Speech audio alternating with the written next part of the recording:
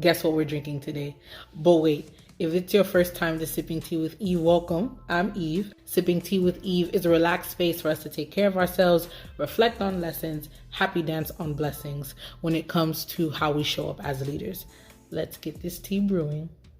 The tea for today, we're on a new tea. This is my digestive support, but also heart, kidney, and also to support like menstruation, type of tea. I love it. It's very earthy. I'm going to give you what is in it each episode, just so if one speaks out to you for you to like go get and do that. So the first one I'm going to let you know about in this tea is Motherwort, mother and then W-O-R-T. It's also called lion's tail. It's like an upright and like prickly bush with like a dark green leaves and like a furry purple or pink flowers.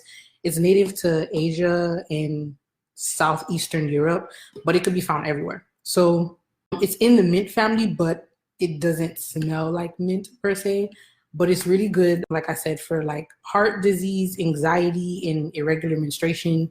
Really, really great tea to consume if that is for you. Just like this is like my overall like, cleaning out of the system and like the gut tea. So I like this one. Now for the tea, for the strategy tip of the day, as you saw, right? Vulnerability in leadership. When you typically think of the word vulnerability, a negative connotation usually comes up, right? And now, especially in leadership, it's like absolutely not, like we can't be vulnerable as leaders. But I wanted to use this time in this space to kind of shift that mindset, especially in regards to what's going on in these times.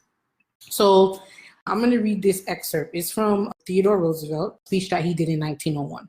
It's about daring greatly. So here it goes. So it is not the critic who counts, not the man who points out how the strong man stumbles or where the doer of deeds could have done them better. The credit belongs to the man who is actually in the arena, whose face is marred by dust and sweat and blood, who strives valiantly, who errs, who comes short again and again, because there is no effort without error and shortcoming. But who does actually strive to do the deeds? Who knows great enthusiasms, the great devotions, who spends himself in a worthy cause, who at best knows at the end of triumph, of high achievement, and who at worst, if he fails, at least fails while daring greatly, so that his place shall never be with those cold and timid souls who neither know victory nor defeat. So daring greatly. This whole excerpt is about, stepping into your power, playing big, being in the arena, right? And to be brave with your life.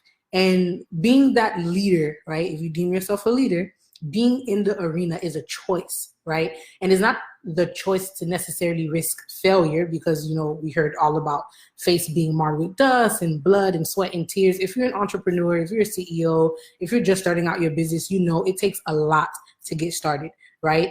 And making that choice to risk failure, not the choice of you're going to fail, but to risk it, is something that actually takes a lot of vulnerability, right? And I don't know if you guys know Dr. Brenebrown. She's really cool. I love her. But her definition of vulnerability is that vulnerability is not about winning. It's not about losing. It's about having the courage to show up when you can't control the outcome, right? I'm going to say that again.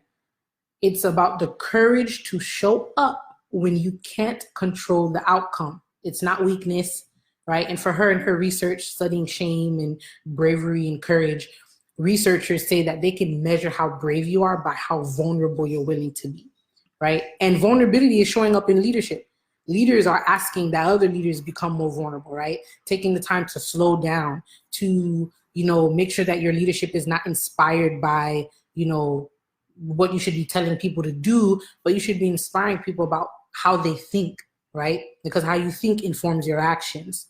So I would encourage you to sit down and think, are you being a vulnerable leader, right? Are you having the courage to show up when you can't control the outcome, right?